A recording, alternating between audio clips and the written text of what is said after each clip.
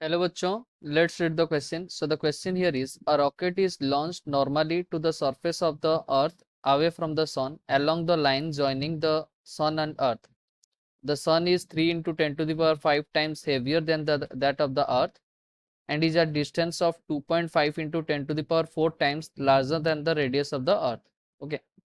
The escape velocity of the earth's gravitational field is 11.2 kilometer per second.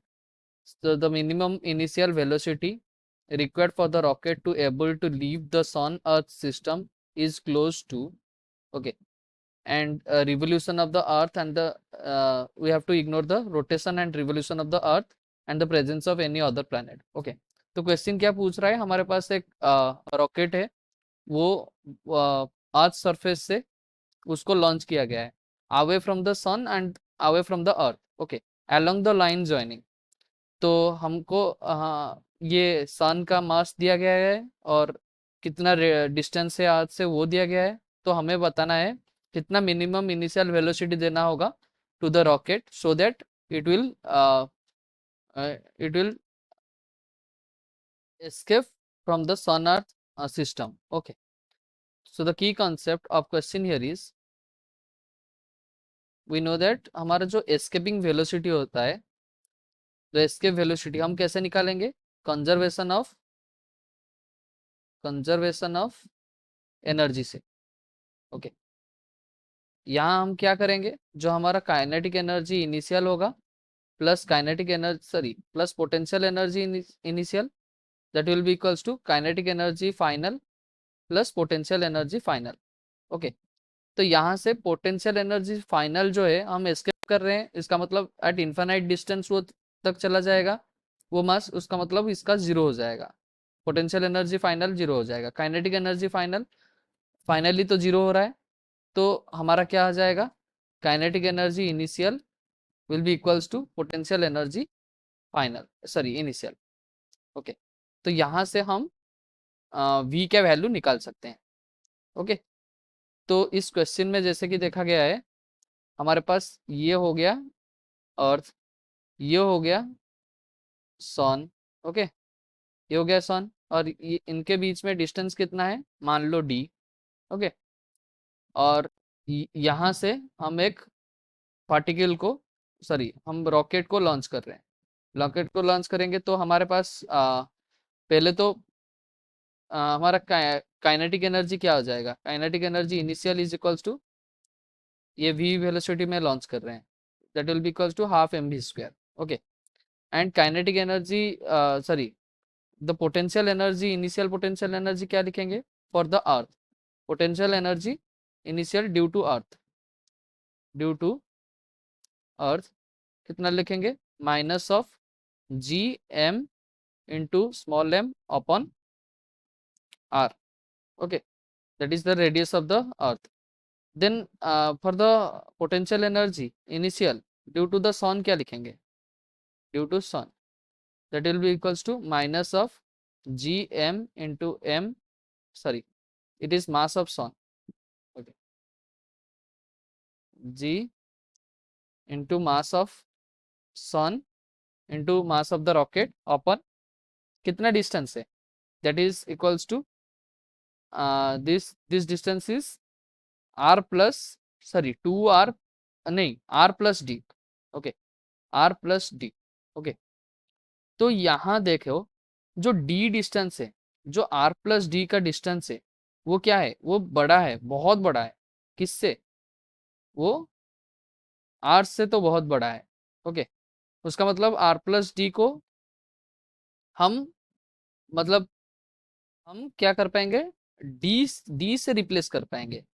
क्यों, जो r जो d है वो d है वो बहुत बड़ा है r से, तो हम इसको क्या रिप्लेस कर पाएंगे, इसको d के साथ रिप्लेस कर पाएंगे। तो इसको हम क्या लिख सकेंगे, that is G M S into M upon D. Okay, तो चेंज इन तो हमारा जो पोटेंशियल एनर्जी ये हो गया और काइनेटिक एनर्जी इनिशियल तो ये आ गया। तो हम इक्वेशन में पुट करते हैं, half M v² minus of plus minus of G M into M upon R minus of G M S into M upon D that will be equals to 0। M से cancel कर दिया, okay, M cancel हो गया, तो हमारे पास क्या आ जाएगा, that is half M V square is equals to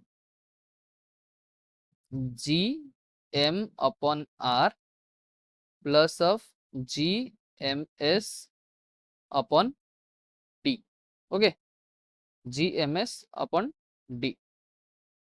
तो हमारा जो एम एस दिया गया है, मतलब मास ऑफ सन दिया गया है, वो क्या है, वो 3 × 10⁵ times then that of mass of earth, okay.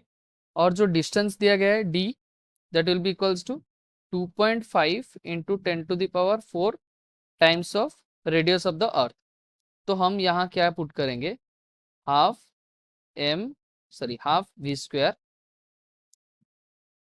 Half V square is equals to G into M mass of earth upon are plus G mass of sun को हम क्या पुट करेंगे, that is 3 × 10⁵ mass of earth upon the distance, that is 2.5 into 10⁴ that times of r, okay. तो यहाँ से हम 10⁴ और 10⁵ इसको अगर सॉल्व करेंगे, ये ऊपर आ गया 10, तो half V square is equals to G M upon are plus जी इंटू ये कितना आ जाएगा, ये आ जाएगा 30 अप 2.5, ओके, इसका मतलब 30/2.5 m अपॉन आर। तो ये कितना हो जाएगा, ये 12 हो गया। तो हम क्या लिख पाएंगे, G M upon R whole into 1 + 12, इसका मतलब half V square is equals to G M upon R into 13, okay. और इसको अगर सॉल्व करेंगे, v is equals to √13 into 2gm upon R, okay. और हमें पता है जो हमारा एस्केपिंग वेलोसिटी है, that is √2gm upon R, इसका वैल्यू कितना दिया गया है, इसका दिया गया है 11.2 km/s, ओके। तो हमारा v is equals to √13 into 11.2 km/s।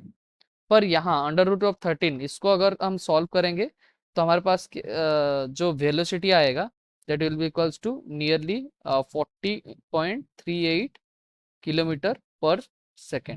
पर यहाँ ऑप्शन क्या दिया गया है, नियर अबाउट कौन सा है, 42, that will be nearly equals 42 km/s। तो आंसर हमारा क्या आ जाएगा, option C is our correct answer, that is 42 km/s। I hope so you understood it well. Best of luck. Thank you.